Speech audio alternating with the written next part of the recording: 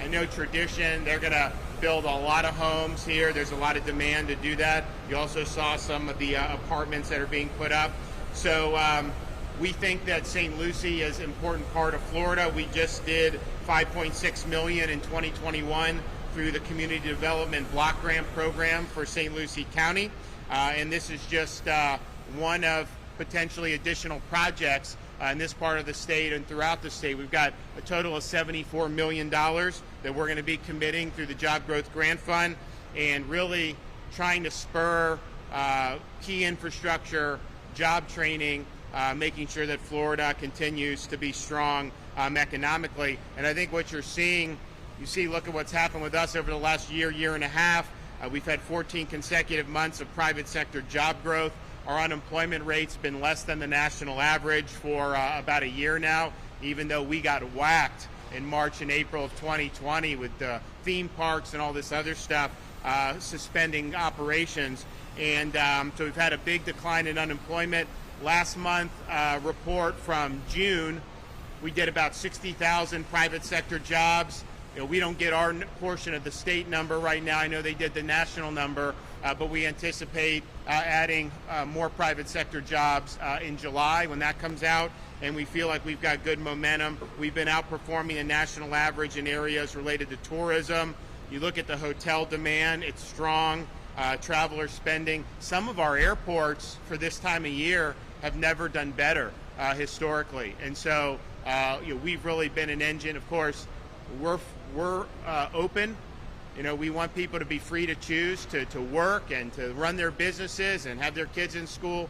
We think that's been very, very significant in allowing Florida to really be a leader in so many things related to the economy and jobs, and we want to keep it going. So today, I think, is a good announcement. We have more on the way that will be coming. We'll be doing another one today, and we're going to be doing more all across the state. We've got a lot of folks that have submitted applications. My team reviews those periodically, and we did definitely have some more that we're definitely going to tee up. We have some others that were submitted that were actually pretty good, but probably not appropriate for this particular fund, but we think we may be able to get them funded through other pots of money. So we'll look forward to doing that, and I think we will likely be back here at some point. So, okay, let me give that check to them. So Vice Mayor Martin and Councilwoman Morgan and Councilwoman Carabella, where are you guys at? Right here, sir. Okay, come here. We'll do a photo. Absolutely. There you go. Signed, sealed, and delivered.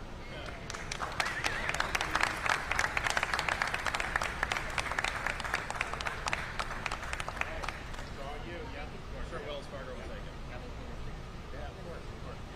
Thank you very much. All right, Dane Eagle. Well, I want to thank the governor for prioritizing the Job Growth Grant Fund, making it one of his priorities this past session, $74 million. It's a lot of money, but it's all going towards job growth, infrastructure, and workforce. And thank you to the House and the Senate, Representatives Trabulsi and Overdorf behind us for obviously making that a priority on their list as well. We've got more to do, as the governor mentioned, $74 million. This is the first announcement we're doing. For cities and counties who are interested, please go to floridajobs.org to learn more. But this initial hit that we're doing this morning, $3.5 million, which is 50% of the road, water, and sewage infrastructure, that's going to contribute to over 5,000 jobs here in the area. That's hugely important, especially as we're coming out of COVID, to make sure that we are putting our money where our mouth is when it comes to economic development in Florida. So we at the Department of Economic Opportunity stand ready to assist the governor's office in vetting these projects as they come through. And I know the governor is anxious to make these announcements and make sure that job creation continues to flourish in Florida under his leadership. So thank you all for the opportunity to be with you today, and we look forward to more. All right, Vice Mayor Martin. Good morning, everybody. It's so great to be in Port St. Lucie today, and we are really so excited. Thank you very much, Governor. Thank you, Secretary Eagle. Southern Grove is one of Florida's most unique opportunities for large-scale manufacturing, logistics, and retail development.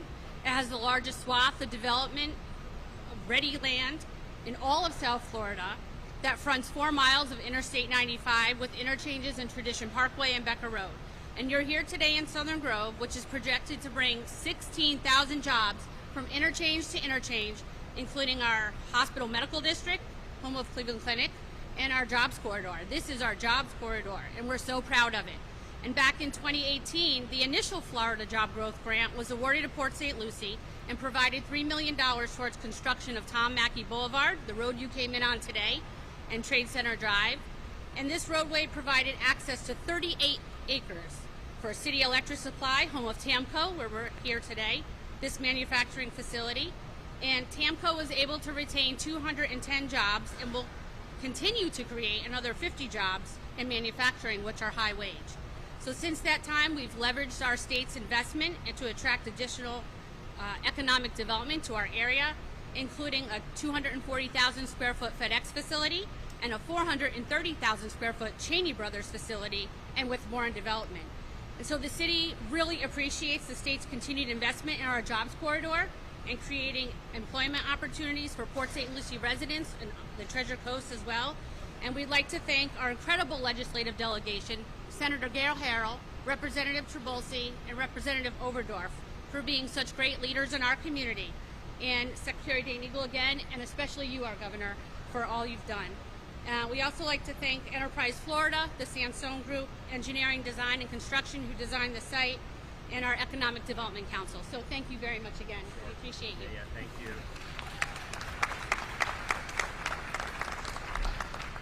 So we're excited. This is a great part of the state. We really appreciate working with folks in the city of Port St. Lucie and obviously St. Lucie County. If you look at Florida, remember, people thought 2020 that we were going to hemorrhage money and really be deep in debt. And I think because the underlying strength of the economy, we've got more than $10 billion in reserve in our various accounts. But if you look every month now, we're taking in $500 million to $1 billion above the estimate. I think we're typically $600-700 million above what's being estimated. And with a $100 billion budget, to have that much above estimate every month, you know, we're really building, I think, a good cushion. We don't know what's going to happen, you know, with some of these national trends. I'm concerned about the inflation that we're seeing. I mean, they said it was just going to be a blip, and you look, it's really pinching a lot of people. You look at energy prices, you look at food, you look at all these other things. You know, that's going to be a huge problem if they don't get that under control. So we look at that. We look at some of the other potential headwinds from nationally on the horizon, and what we're doing our best is to position Florida from a position of strength, so that we're not, so that we're able to minimize some of those potentially negative trends. And so we're going to keep doing it, and we're going to keep the state in good shape. So thank you very much. Happy to take some questions. Governor, COVID question for you. With infections and hospitalizations at record levels, why is Florida not under a public health emergency like it was earlier in the pandemic? Well, we have, so we basically have spent billions of dollars. We've created the infrastructure.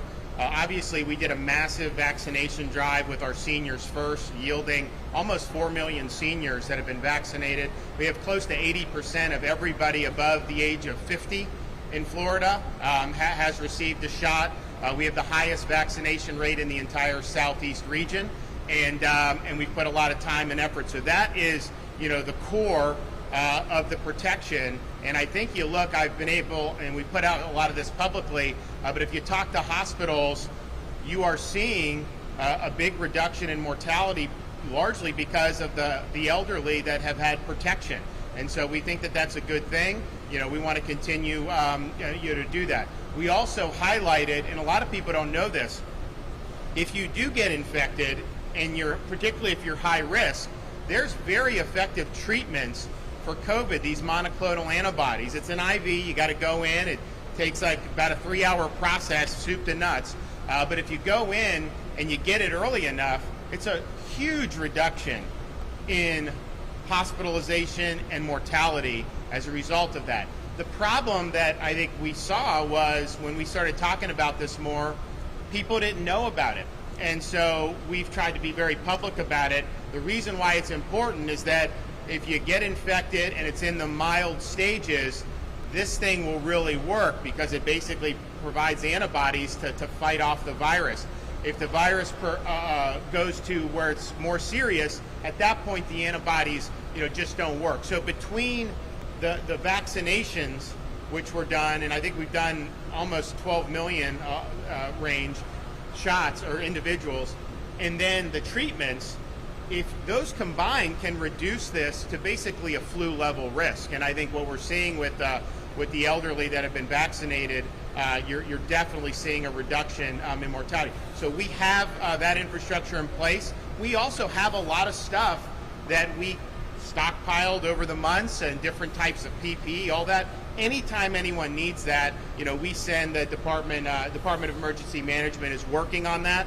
And so we have the funding, we have the resources. It's really just, an issue of, okay, we're at a kind of a height of the wave, and we think it's following a pretty set pattern, and we'll know more probably in the next 3 or 4 days. But as that's happening, and as individuals who may be high risk for complications, they can get in there and get the treatment, that's going to make a huge, huge difference. And everybody throughout Florida, all these hospitals are involved in doing that, and we're big supporters of that. Governor, Yes, sir. even without a shutdown, are you concerned there could be a natural downturn economically in the state if these cases keep rising? Well, you tell me. If you go look around. So, I talk to people around the state. How are things going? And they say things are humming. And I think it's because, look, I get the cases, and I'm not saying you shouldn't report on that. Obviously, when the cases rise, they rise. There's clearly higher prevalence in the summer in Florida than in the spring. We know that. And there will be higher prevalence in January than there will be in September here. And there will be higher prevalence next summer than there will be next May. So we know that. That's a pretty consistent pattern. But I think that because so many people have either been vaccinated or have recovered naturally and do have immunity, I think folks are making their own individual risk determinations. I think most folks, including me, my view is, look, I got the shot, I got to do my job and live life, and I think a lot of people are doing that. So if you look, hotels are doing very well, businesses are doing very well, and I think you're going to continue to see that. And I also think that, what's going to happen is, we obviously have protected people's livelihoods, which is very, very important.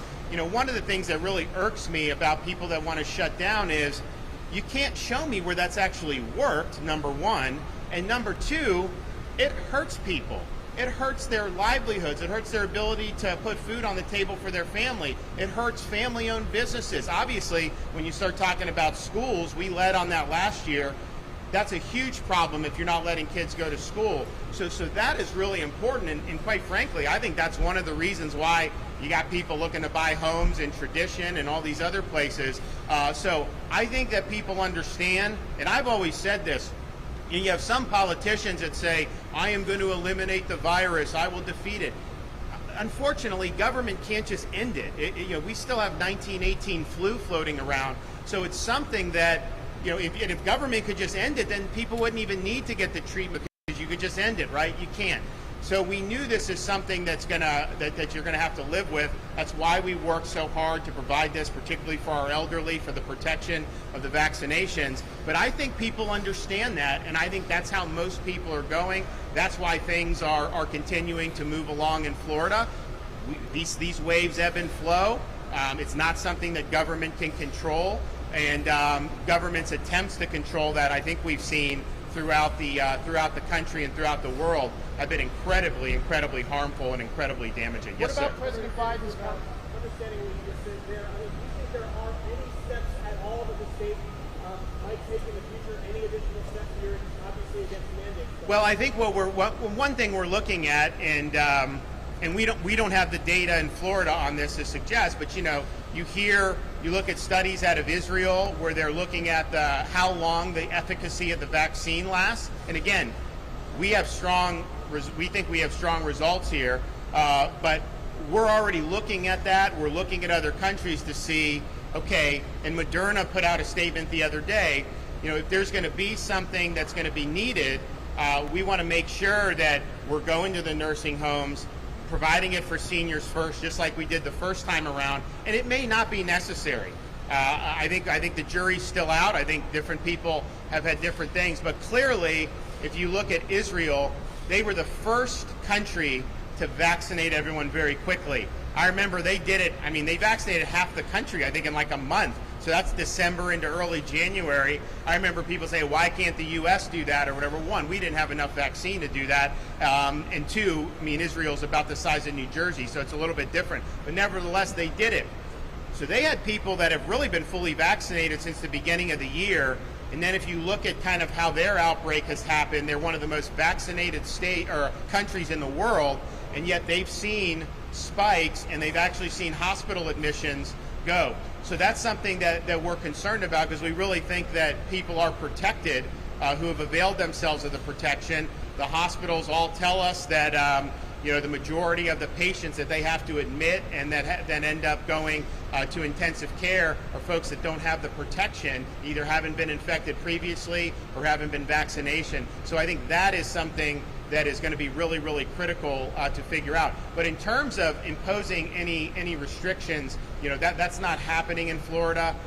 It's harmful, it's destructive, it does not work. We've seen, if you guys just look at what's happened in the United States over the last 18 months. Last winter, the worst outbreak anywhere in the country was Los Angeles County. They were one of the most restrictive areas in the country, certainly high mask usage, business closures, restrictions on personal freedom. So we really believe that individuals know how to best assess their risks. We trust them to be able to make those decisions. We just want to make sure everyone has information so that if you do get infected, you know that there's some treatments available that can be very, very good, but you got to get it early.